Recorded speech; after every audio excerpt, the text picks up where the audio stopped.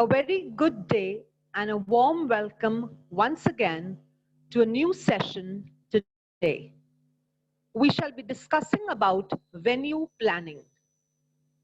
A bit about myself, Sheetal Gupta, an assistant professor at the AISSMS College of Hotel Management and Catering Technology based in Pune. My email address is mentioned here. For any further queries, kindly do contact me. So let us begin our session today on venue planning.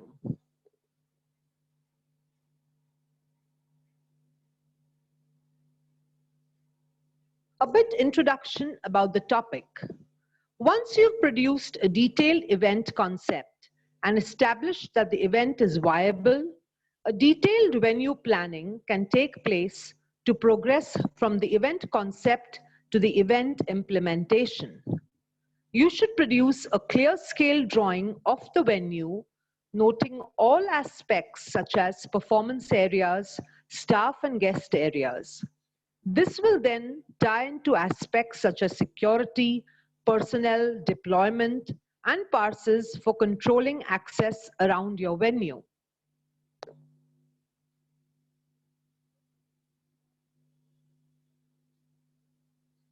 What do we understand by map of the venue? Having a scale map of the venue and the surrounding areas will assist in the early stages of planning. This will help with the venue layout design and also identify what in the area surrounding your event, for example, entrance, exits, offices, storage areas, loading bays, car parkings, access routes, emergency exits, etc. Sometimes distinct features of venues such as low entrance, a low ceiling, a pillars, or a topographical feature may not be obvious from 2D plans. So a site visit or actually visiting the site is essential. Tools like Google Earth can also be useful to view the area surrounding your venue.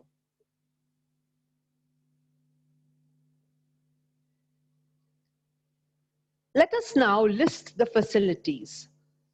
Develop an inventory of all the facilities that the venue has available for you to use. Example, the reception, the kitchens, the bars, the storage areas, the offices, parking areas, loading bays. The areas and items you see during a venue visit may not be actually part of the venue package. So when signing a contract, you should be clear exactly what areas and facilities within the venue you are entitled to use. Where the venues do not provide elements such as bars and catering, the terms and conditions around these areas should also be negotiated prior to signing the contracts.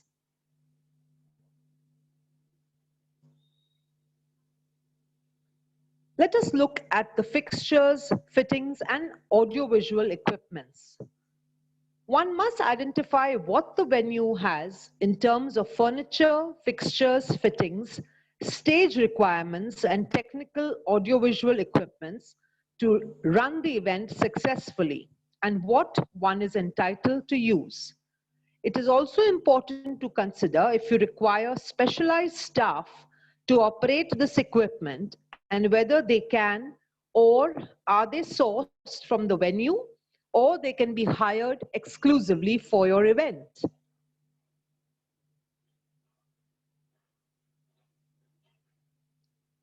The most important part in venue planning is site visits or venue visits.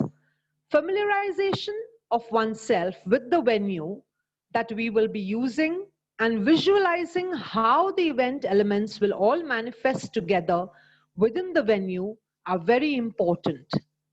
In addition to producing the venue plans, actually visiting the venue site and visualizing how each area will be constructed is a useful exercise and can help identify the potential problems in your ideas and plans.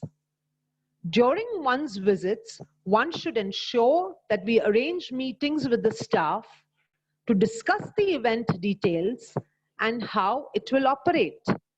One must also learn from the venue staff how previous events have organized and learn lessons from their past events as feedbacks.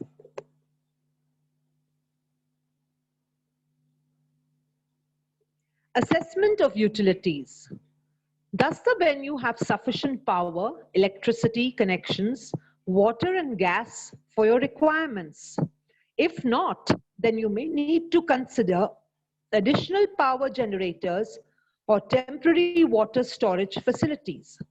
Older venues may have limited power supplies. For large-scale productions, their toilets may be inadequate or washrooms may not be in place. If you are expecting a large gathering of people, one must consult with suppliers of sound and lighting equipment to ascertain their requirements and liaise with the venue to ascertain if they can be accommodated within the existing infrastructure of the venue. Licensing is, of course, goes without doubt the most important part of a venue. The objectives of the licensing are prevention of crime and disorder, public safety, prevention of public nuisance, and protection of children from harm.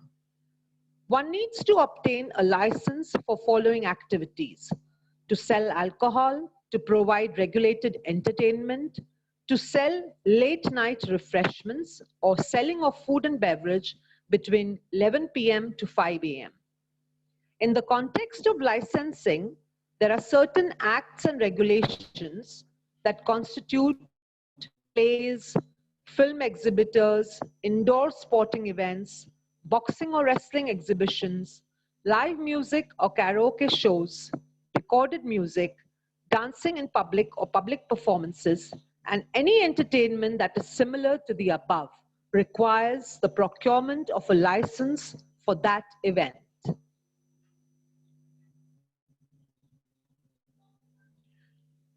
Let us now see a video on venue planning and the steps that lead to successful events. Kindly pay attention to the short video. Hi everyone, Eric Goldshine from Fundera, here today to talk to you about one of the most popular topics on our blog, how to start an event venue. I've talked to quite a few people in this business over the years, and let me tell you, I get the appeal.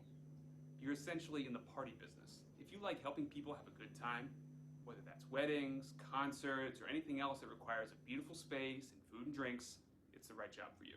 But keep in mind, it's still work. Making sure that every night's event goes well isn't easy, and until you're profitable enough to hire someone else to manage the day-to-day operations, you'll need to be constantly on your toes to address any issues that come up. Let's not get ahead of ourselves though.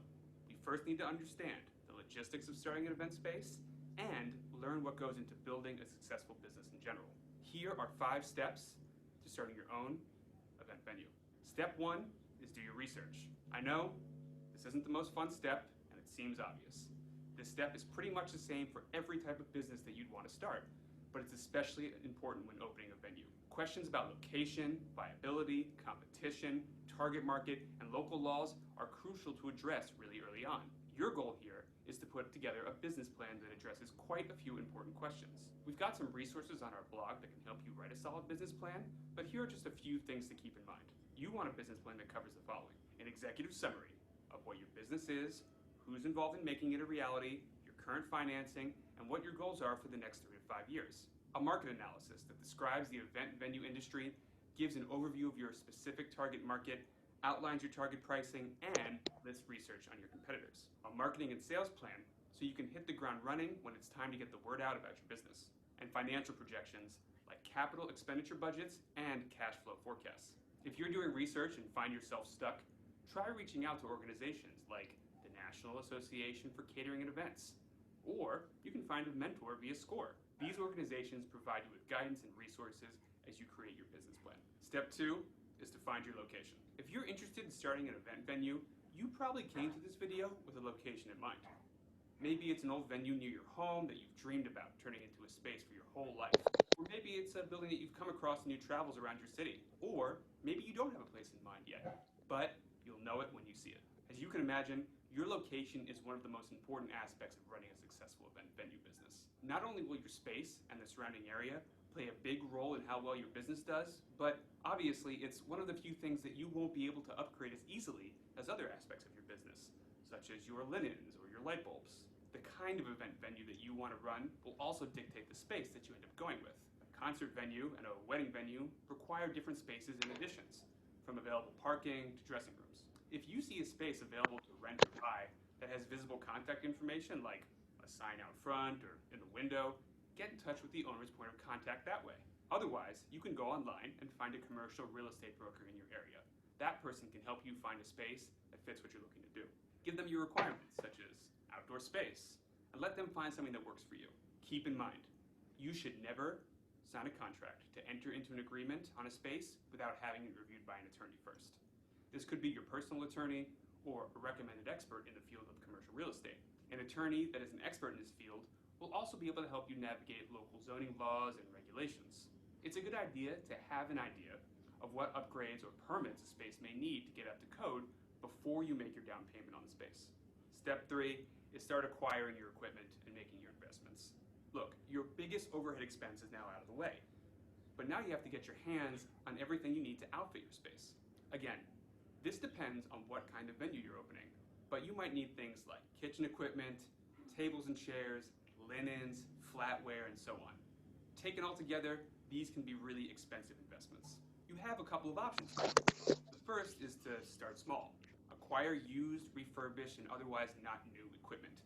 If what you're buying or renting is good quality or will be used behind the scenes, who cares if it's brand new? It can take event venues literally years to build up the financial wiggle room to buy everything brand new, and that's okay. The second option is to look into equipment or inventory financing through a business lender. This kind of financing is a good option because the equipment or inventory itself can act as your collateral, and that means you don't need extensive business credit history to qualify. If you think that having the very best from the get-go is imperative to your success, see what taking out a loan would do for your budget. Keep in mind that you'll have to make lots of other investments and expenses, such as renovating your space, maintenance costs, recruiting and hiring your staff, and advertising and marketing. These costs should all be considered in your business plan from step 1. Step 4 is to get the ball rolling on promotion. When you start out, you may have to eat the cost of promotion in order to get your name out there. That can mean anything from crafting and promoting sponsored posts on social media, to attending events and parties and conferences in order to network, to actually throwing events at your new space in order to get the word out about your venue. Sometimes, all it takes is one well-shot Instagram post from someone influential in your community to get the leads rolling in. As one event venue owner once told me, you have to get people to eat your product before they agree to pay for it. Budget for this kind of expense early on. Your only other option is to sit around and wait for the phone to ring, which isn't going to work well. Additionally, you need to have a robust and inviting web presence at the ready when it's time to start bringing in your clients. If someone visits your website or social media channels, they should feel confident that you run a legitimate venue worthy of their time to look into. Step 5 is to set your pricing and to start accepting gigs. When it comes to pricing, you should already have a good idea of what competitors in your area and at your level are charging. Look to set yourself in line with, if not a little below, the market rate when starting out. When it comes to a business that is so reliant on customer reviews and feedback like an event space, it's more important to book events than it is to make a fat profit off of them in the beginning. If you're not getting clients, you're making nothing and your staff is making nothing. Be flexible in your pricing and do what you need to do to get the business off the ground.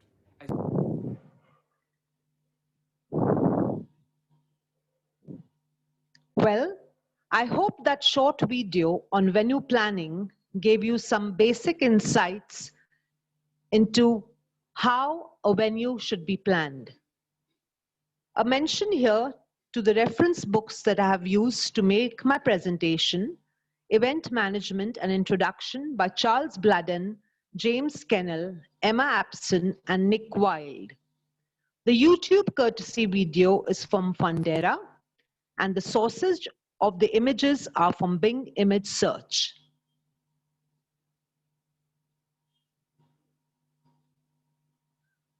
I now end my presentation on venue planning by offering you all a vote of thanks for your kind attention and patience. I do hope venue planning is now clearer in your minds. Thank you and have a great day.